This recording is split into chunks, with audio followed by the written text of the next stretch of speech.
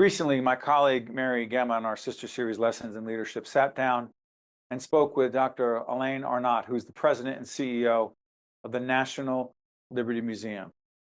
The museum is all about free speech, protecting free speech, challenges to free speech, why free speech is not just an important part of the Constitution in our country, but why we need to fight for everyone's right to engage in free speech that doesn't endanger anyone else. Sounds simple enough. Easy in theory, really hard to practice. Let's check out that conversation. Doctor, good to have you with us. Good to be here. Thanks for having me, Steve. Put the website up. Tell everyone what the museum is. The museum, we are a museum of ideas, not concepts. And as we were just joining, it's really important now because of everything that's happening as a country. So we look to bring people together that value freedom of thought, civil discourse, respect for all individuals in the essential pursuit of liberty. How'd you get into this work? I think I fell into it a little bit. My background's a bit of a hodgepodge, but I knew I wanted to be a leader within the cultural space, but I wanted to have the expertise in order to add true value. So I dabbled a little bit in the tech startup world. I went the MBA route. I was a teacher for a bit, but in the end, I think the work that the Liberty Museum is doing has culminated all of my background and my experience. My husband asked me, what are you going to do after running a Liberty Museum? And I was like, I don't know. Everything else would be pretty boring. Yeah, it's really important work. And also I want to thank the folks at NJM, our good friends there, for making the connection to your organizations. Please, Mary. Doctor, talk a little bit about, you mentioned that it's a museum of ideas and not things and artifacts. Can you give us an example? We're taping this now in April. It's going to be seen May, June, July, and it'll be repeating. Share an example of what an exhibit would be like if someone were to visit the museum, which happens to be in Philadelphia. Correct. So if you walked into the museum right now, our core concept for the year is the year of free speech, which I think couldn't be more timely with everything going on, whether you're at a university, whether you're in politics, whether you're in medicine. So as you walk into the space... Or media. Or media, fair.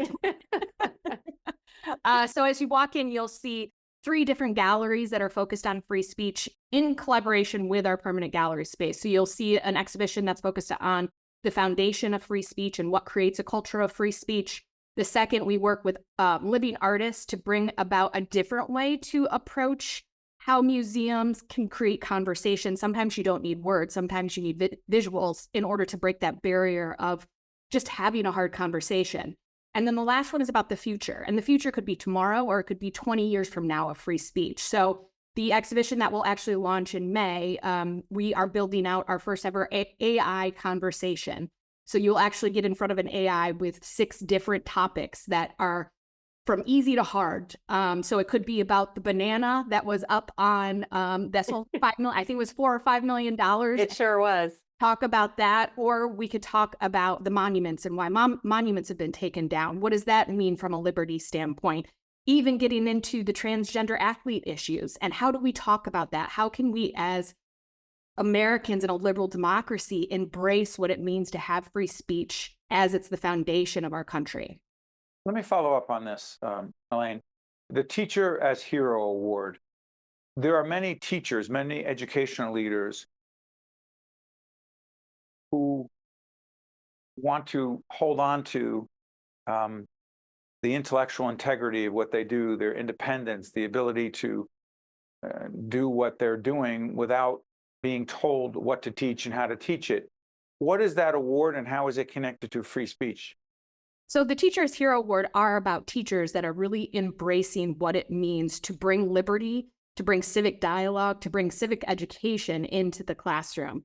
And that can be from inspiring students to do what we do as a part of our Young Heroes program as well, is action projects. How do we teach the next generation to have a voice? And I think the teachers that are doing that are the ones that really step up for this award. So that ties it back. How do you empower the next generation to live those same values that we're looking for as an American, as the American society? Mary. You talked about our young adults, our future generations, and I'm fascinated by the AI, the challenges that of how young adults are using AI today. How can we teach these young adults to really honor and embrace free speech, but also being respectful of others, especially with how some young adults are using or inappropriately using AI today?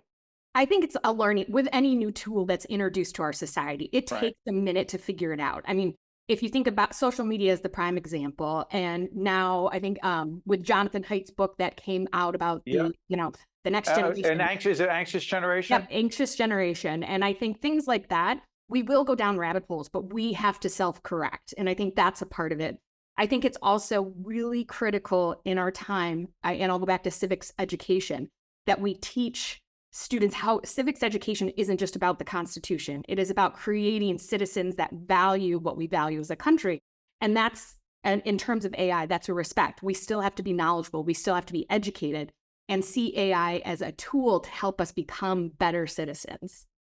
Do you think, and this is anything but political, to me, this is about patriotism and loving our country, in part for the fact that we're supposed to be fighting for the rights of others who we disagree with to say what they believe without it being dangerous to other people, fighting for the right of free speech. But in all honesty, there are a fair number of people who believe in free speech as long as your speech is consistent with what I think.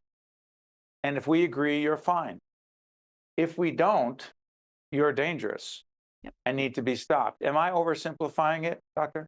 No, I don't think so. And that's why I think the work that we do at the Liberty Museum is so important. We bring together diversity of thought and perspective so that when you go to a speaker program or you see an exhibition, it's not about politics. It's not about us versus them. It's about looking through different lenses, because that's what makes America such a great country, is that we have varied backgrounds. We have the ability to look at things in multiple ways.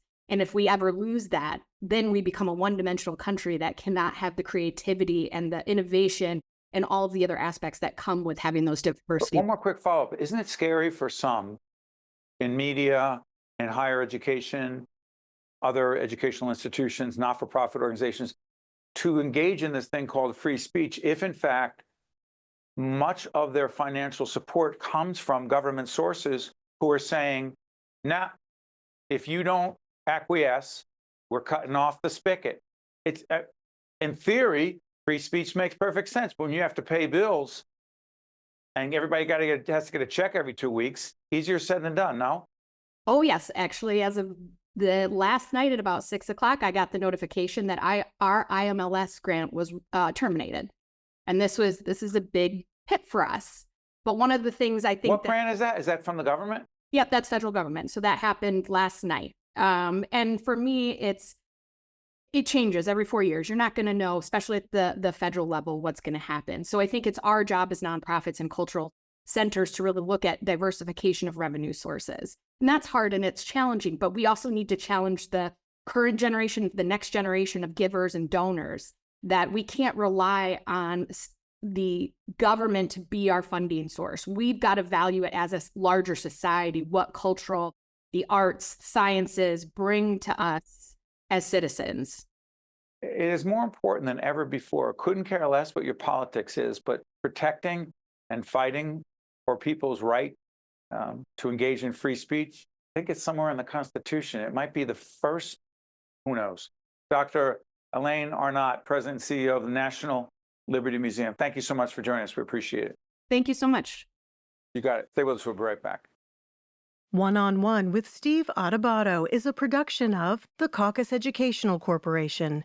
Funding has been provided by Horizon Blue Cross Blue Shield of New Jersey, Hackensack Meridian Health, Community Food Bank of New Jersey, Kane University, New Jersey Sharing Network, Johnson & Johnson, The Turrell Fund, a foundation serving children, Congress Hall, a Cape Resorts property, and by NJM Insurance Group. Promotional support provided by bestofnj.com and by New Jersey Monthly. How long you been waiting? About a half hour. Brutal. This keeps up, I'm gonna miss my pickleball game. I've been waiting 8 years for a kidney. What can you do?